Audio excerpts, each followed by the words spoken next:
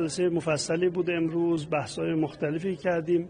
خب خیلی از بحث‌ها نهایت برمیگرده به بانک مرکزی و سیستم بانکی کشور. خب در این روزها سیستم بانکی بیشترین نقش رو داره در کمک به اقتصاد کشور و من امیدوارم بتونه از این نقشش سربلند بیرون بیاد.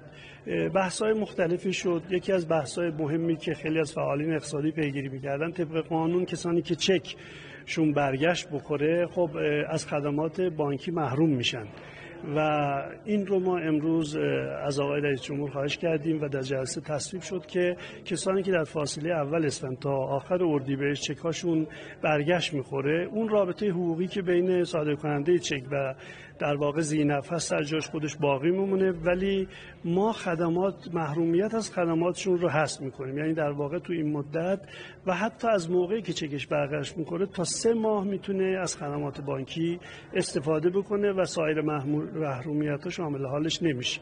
در موقع تسهیلات